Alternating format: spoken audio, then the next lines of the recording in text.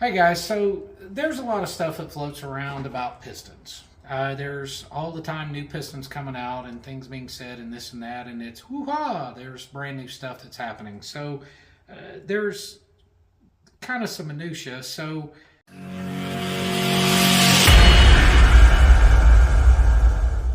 in truth, I want to give you guys a little dose of what's going on. So what I've got in my hands right now is a set of 117 twin cam pistons that I have, and yeah, that's a 4 1/8 bore on a 4 3/8 stroke. And the big thing about it is, hey, check out the new thing for the M8s, where they've moved the wrist pin location, and now there's a support rail under the oil ring or oil ring pack, and it's this new innovative thing. Well, let me show you a couple of interesting things. The other thing I'm going to show you is there is a ton of confusion how you actually use spring retainers on when you for your locks on your wrist pins.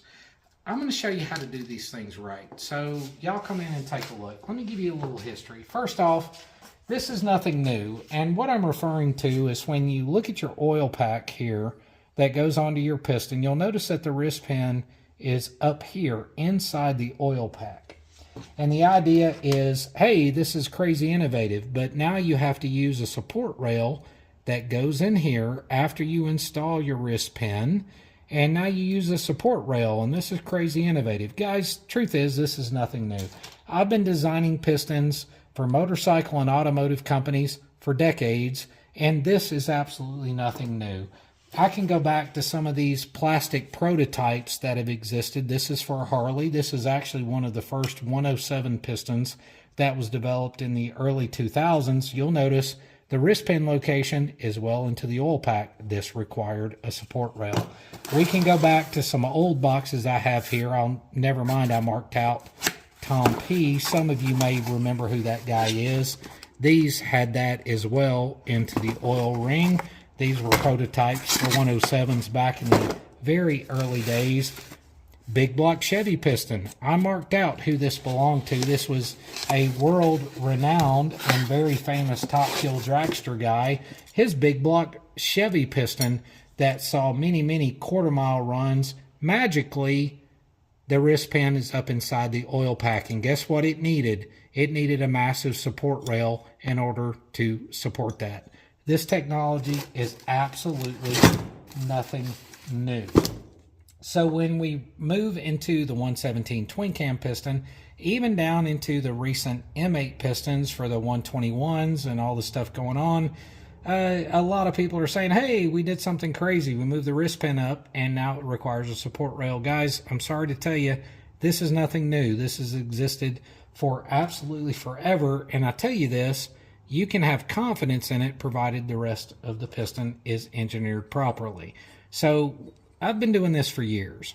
So this piston, I designed it. This is part of the Super Duty program I developed for KB pistons. This is a 117 twin cam. It would be a 4 3/8 stroke on a 4 1/8 bore. And with this dish volume here on an 83cc chamber, it would provide 10.5 to 1 compression ratio. But I wanted to show you that. The abradable skirt coating. You'll also notice the hard anodizing on the crown.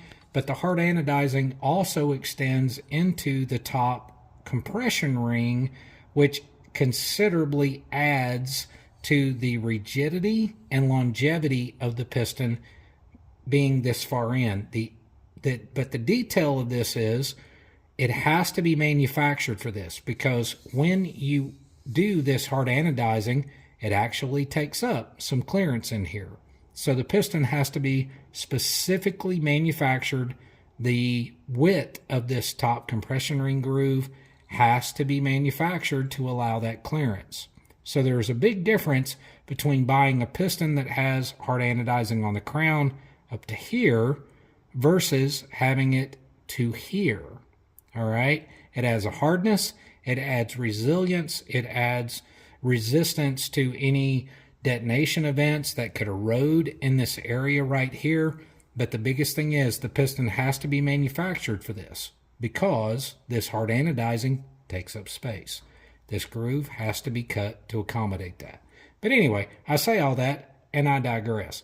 The whole reason for this video was to explain spiral locks. I see so many people install these things wrong. They're installed incorrectly. They explain how to do it wrong, and the pictures that they show you are absolutely incorrect. There's several different ways that you can lock a wrist pin in here. Cram lock is a good product and all that, but I actually prefer to design pistons with these spiral locks. And there's so much confusion and difficulty on how to install these things properly.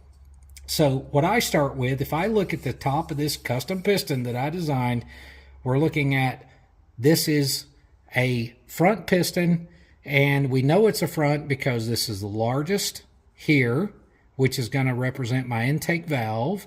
This would set in the engine this way, this being the front of the engine. Okay, so this is front of the piston, facing front. We see the plug side is over here. We know the cam side is on this side, so this piston would be located this way. We also know this is correct because the scallop is here, which is going to give us skirt-to-skirt clearance. It's kind of a no-brainer that this is the front piston. I always find it easier to install the wrist pin and everything else from the primary side. So what I like to do is go ahead and pre-install on this side, the cam side, my spiral lock. And I'm going to show you how to make these spiral locks incredibly easy to install without a special tool. So we're going to start from the cam side, and I'm going to set this down. The first thing we do is we take our spiral lock, dig your thumbnail into it just like this, and we're going to stretch it a little. Don't go too far.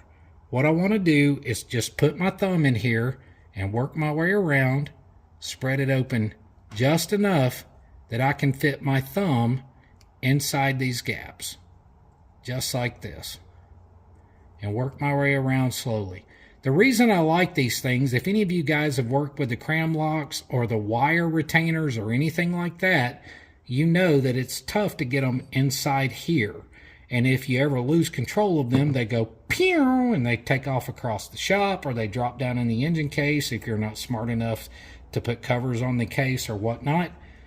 But these are very easy to manage. You do a consistent, feel free to bend them. Do like this. Don't do crazy, just enough to put your thumb inside them just like this. And get it balanced out just like that. All right? If you find it's twisted a little too far, bring it back. In the end, it should look just like this. Now, take the piston, start it in the groove. Very simply, just like that. Once you get it started, literally take your thumb in the middle and work it around just like this. And you will find it drops directly into the hole.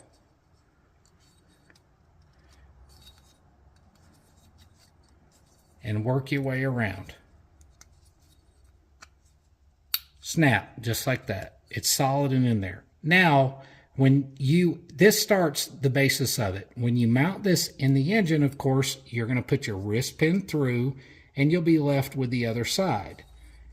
And when you do the other side, it is exactly the same process, and you have the benefit of being able to push your thumbnail against that spiral lock all the way around, and it will click into place. Of course, you want to take a socket or whatever you can and tap on both sides to make sure it's secure in that ring.